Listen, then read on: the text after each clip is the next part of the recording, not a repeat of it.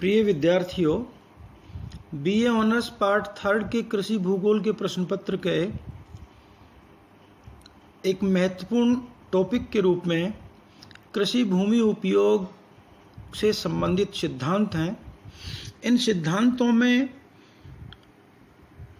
Johan हेजरीज वान Thünen का जो सिद्धांत है वो बहुत ही महत्वपूर्ण सिद्धांत माना जाता है।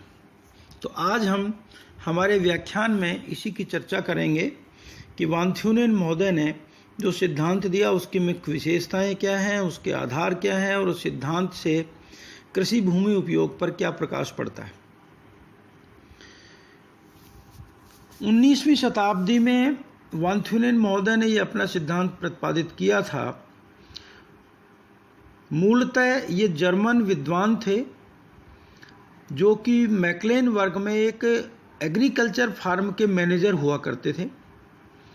उन्होंने दीर्घकाल के अपने अनुभवों को और आर्थिक विवेचनों के आधार पर 1826 में एक सिद्धांत दिया जो कृषि भूमि उपयोग के संबंध में था, जिसे वान थ्यूनेन के सिद्धांत के नाम से ही जाना जाता है। ये एक सुयोग्य अर्थशास्त्री थे, अनुभवी कृषि अर्थशास्त्री थे।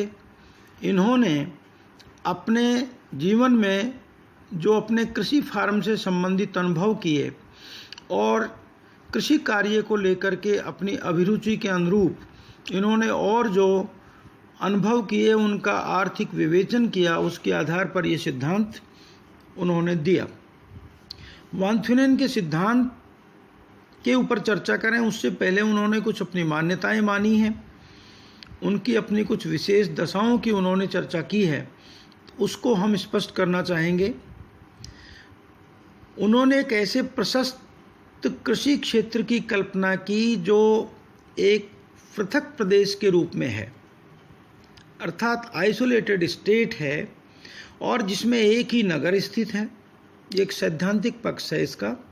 यद्यपि ऐसी दशाएं वास्तविकता से परे होती हैं, लेकिन फिर भी उन्होंने ऐसी आइडियल कंडीशंस मान करके अपने सिद्धांत को प्रस्तुत किया। तो एक ऐसा क्षेत्र कृषि वहाँ की जा रही है जो ऐसा क्षेत्र है जो आइसोलेटेड है, बिल्कुल पृथक है, उसके बीच में एक नगर है। अपने सिद्धांत को स्पष्ट करने के लिए उन्हें इस वास्तविकता को चयन इनको करना पड़ा ताकि अपनी कल्पना के मुताबिक वो एक सिद्धांत को दे सकें। दूसरा, उन्होंने इस बात को बताया कि उन्होंने इस नगर को उत्पादक तथा उपभोग दोनों का स्रोत माना।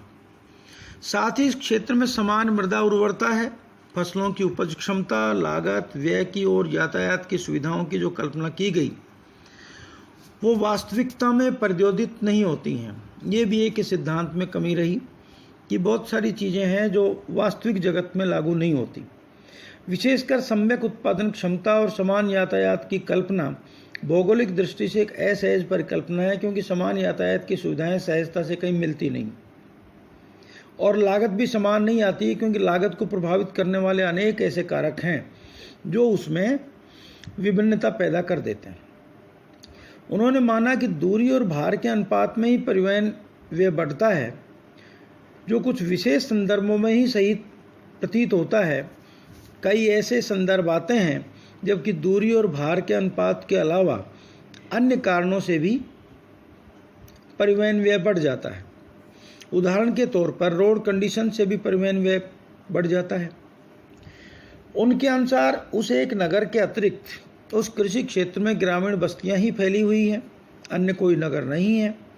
कृषक अधिक से अधिक लाभ प्राप्त करने के इच्छुक होते हैं और उस नगर में स्थित बाजार की मांग के अनुसार अपने कृषि क्षेत्र में वे अपनी फसलें उगाने में सक्षम होते हैं। ये इनकी मान्यताएं थीं। इन ऊपर बताई गई समस्त मान्यताओं के अनुसार बाजार के चारों ओर बढ़ती हुई जो दूरी है उसके अनुसार फसलों के उत्पादन क्षेत्र का लाभ अनवरत रूप से घटता जाएगा। मतलब नगर के नज़दीक जो क्षेत्र हैं वहाँ फसलों के उत्पादन का लाभ अधिक होगा और दूरी के अनुपात में घटता जाएगा, बढ़ती दूरी के अनुपात में। यदि शहर में बढ़ती हुई दूरी के अनुसार विभिन्न उद्यमों का सहज महत्व ध्यान में रखा जाए तो उस आधार पर अधिक महत्व के उद्यम नगर के निकट स्थापित हो जाएंगे और जो कम महत्व के हैं वो नगर से दूर हो जाएंगे। इस सिद्धांत के अनुसार कोई भी कृषक जो उसको लाभ प्राप्त होता है उसका ये लाभ 3 विचालकों पर आधारित होता है। उन्होंने एक सूत्र दिया इस लाभ को ज्ञात करने के लिए, P = V - E + T। P means यहाँ प्रॉफिट है, कृषक का लाभ है।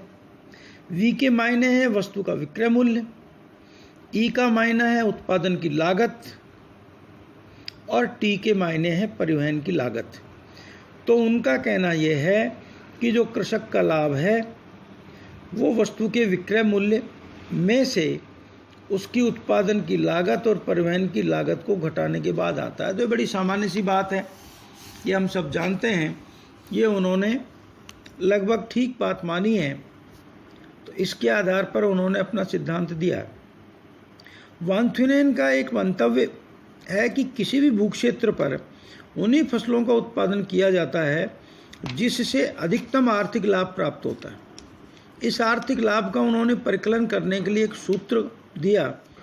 वो सूत्र है L = Y × P - C - YD × F, जहाँ L के मायने हैं अव्यवस्थापनात्मक भूकर अर्थात लोकेशनल रेंट, Y का मतलब है प्रति इकाई भूमि की उपज,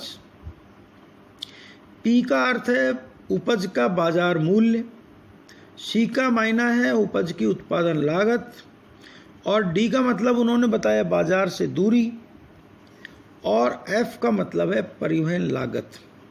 तो इस तरह से अपने सूत्र के आधार पर उन्होंने L की गणना करने की बात की। अवस्थापनात्मक जो भूकर है, लोकेशनल जो रेंट है, उसको निकालने की बात की। अधिवास से जैसे जैसे कृषि उत्पादन क्षेत्र की दूरी बढ़ती जाती है वैसे वैसे शस्य का प्रतिरूप भी बदलता है। शस्य प्रतिरूप में भिन्नताएं दिखाई देने लगती हैं। इसी प्रकार से बाजार से जब दूरी बढ़ती है तो उसके साथ साथ भी उत्पादकता और शुद्ध लाभ में कमी होती जाती है। ये भी भूमि उपयोग के परिवर्तन के रूप में दिखाई देता है। इन सारी बातों को ध्यान में रखते हुए जो उन्होंने अध्ययन किया वांथुनेन महोदय ने, उन्होंने बताया कृषि पेटी की बाहरी सीमा परिवर्तन लागत के बढ़ते जाने के कारण घटते हुए लाभ का द्योतक होगी और जहाँ कहीं ऐसा लाभ समाप्त प्राय हो जाएगा वहाँ ये बाहरी सीमा निर्धारित कर लेगी, उसके बाद कृषि कार्य नहीं होगा। आप समझ रहे होंगे इस बात को। वो इस बात को कहते हैं कि जो कृषि की बाहरी सीमा है कृषि पेटी की, वो लागत के बढ़ते जाने के कारण घटते हुए लाभ का द्योतक होगी और जहाँ ये घटता हुआ जो लाभ है वो समाप्त प्राय हो जाएगा, वहीं पर ये कृषि पेटी की बाहरी सीमा निर्धारित हो जाएगी। इसके आगे कृषि नहीं होगी। कृषि पेटी में आंतरिक उपपेटियों की सीमाएं अधिक लाभ और कम लाभ देने वाली फसलों और बाजार से बढ़ती हुई दूरी दोनों ही विकल्पों पर आधारित होगी, क्योंकि लाभ जो होता है वो उन्होंने पहले ही बता दिया कि जो परिवहन लागत है और जो उसकी अन्य लागतें हैं उसके ऊपर निर्भर करता है।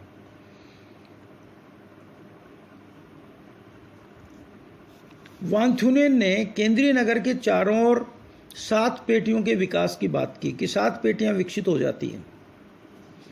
पहला उसने कहा केंद्रीय नगर की अवस्थिति होती है।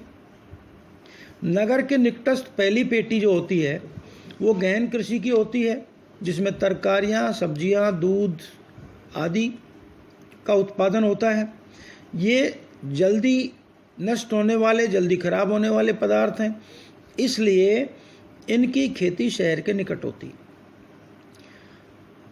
दूसरा, तत्कालीन जो अर्थव्यवस्था वांथुनेन के समय में थी यूरोप में, वहाँ पर बहुत ठंड हुआ करती थी और सर्दी से अपने आप को बचाने के लिए लोग ईंधन के रूप में लकड़ी को जलाया करते थे।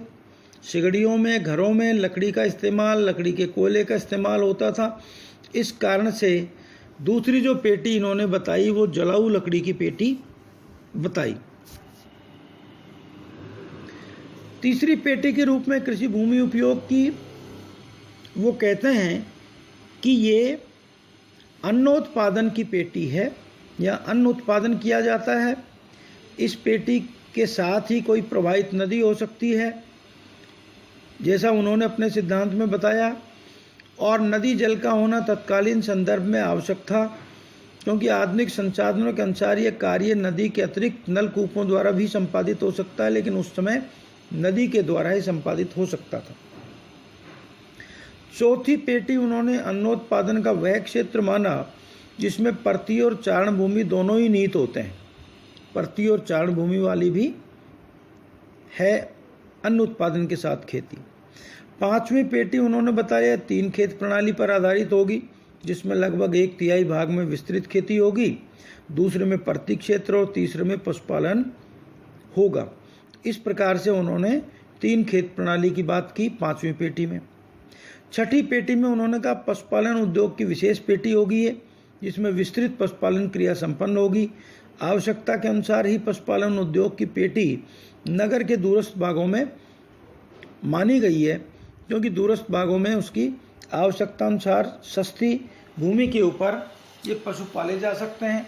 पशुओं को नगर में मांस आदि के लिए वहाँ से पैदल लाया जा सकता है, जिसमें परिवहन लागत नहीं आएगी, इसलिए इसको दूर माना गया। नगर से दूर सातवीं पेटी जो है वो बंजर भूमि से आच्छादित होगी, जिसमें न तो कृषि कार्य होगा और न ही पशुचारण कार्य करना संभव होगा, और इसलिए ये इसकी आखिरी सीमा होगी। इस तरह से वांथुनेन महोदय ने यह अपना एक सिद्धांत दिया कि किसी एक नगर के चारों ओर कृषि भूमि उपयोग इस प्रकार से निर्धारित होगा कि वो अधिकतम लाभ को ध्यान में रखते हुए उसमें संकेंद्रीय पेटियों की स्थिति विकसित हो जाएगी और सब्जी, दुग्ध उत्पादन आदि की पेटी